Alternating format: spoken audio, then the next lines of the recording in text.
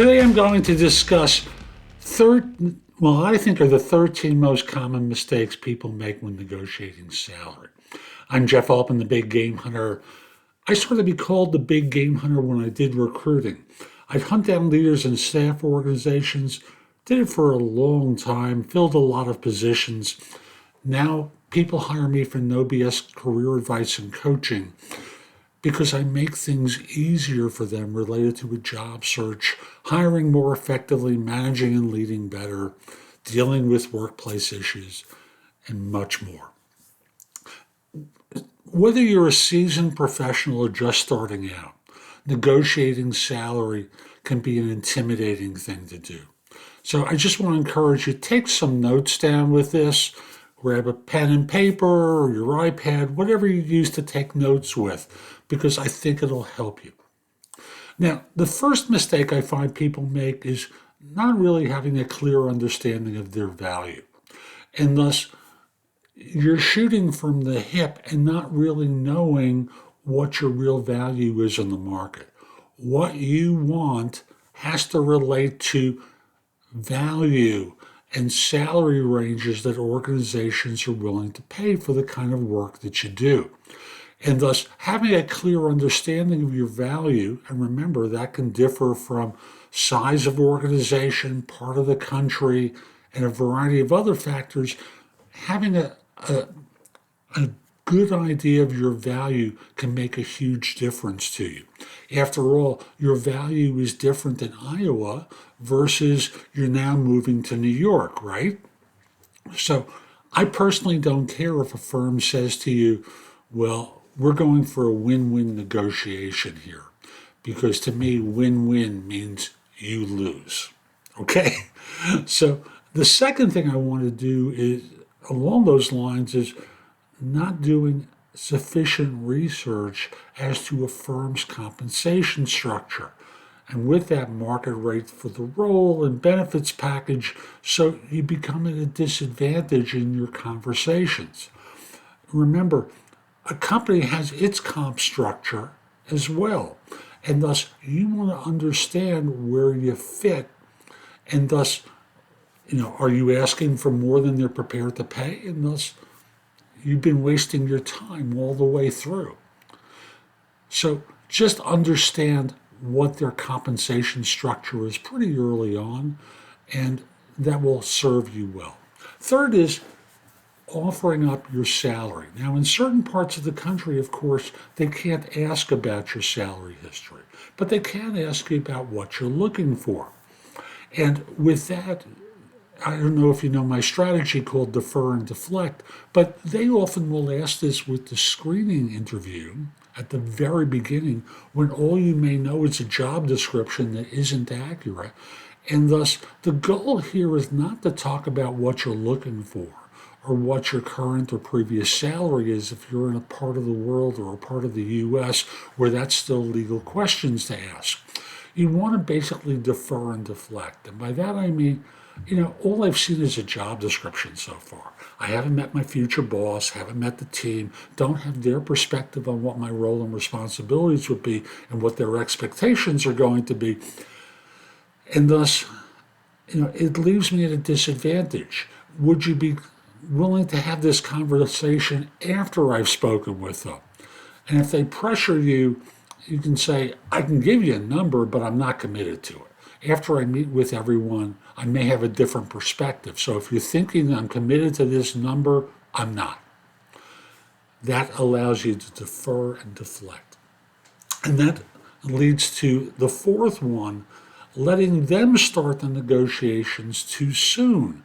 Because when they're asking questions about your current salary or what you're looking for, that's them negotiating, not you. So letting them negotiate too soon is a mistake because you don't have enough information yet. Now, here's my favorite one. Not making them explain specifically how they came to the lower offer. You've heard now it's a salary range of, 150 to 175 or 90 to 100.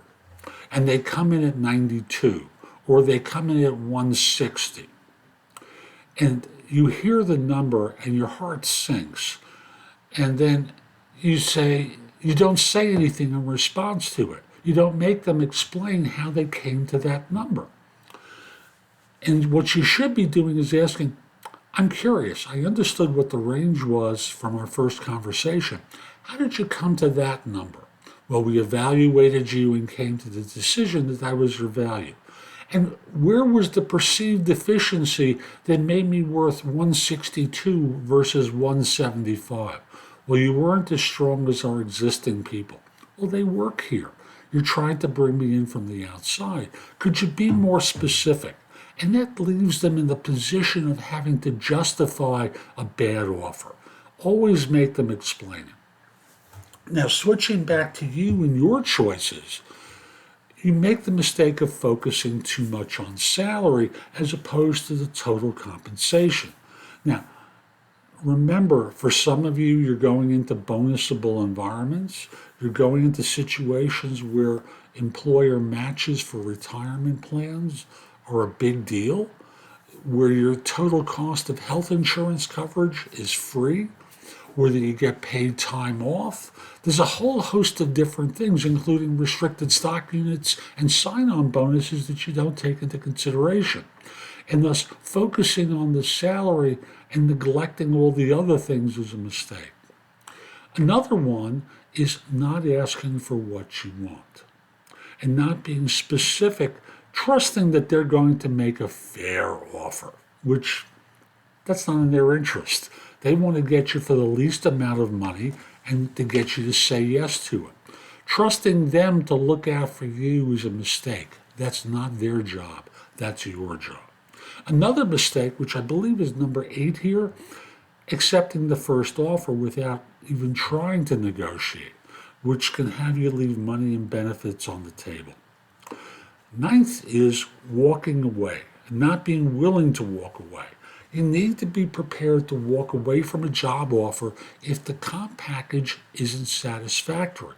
Now, it doesn't mean that you can't be flexible. Don't disclose your flexibility.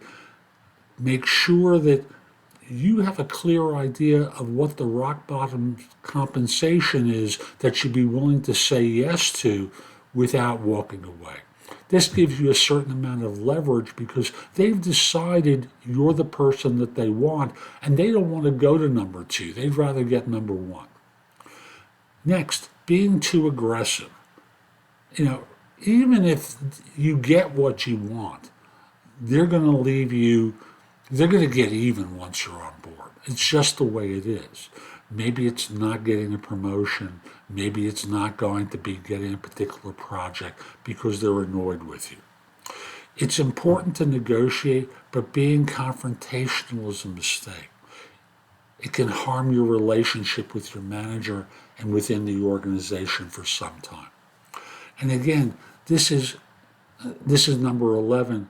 There's a big picture, and by focusing on the short term and not taking into consideration career growth and working in an environment that you like, again, these are factors that you need to consider. Sharing too much personal information, ridiculous. I need this, I have to pay for the nursing home for my mom.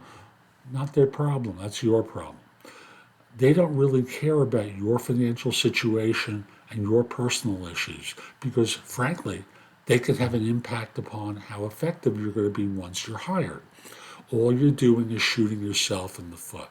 And the last one, which should be remarkably obvious, not getting the offer or the revised offer in writing.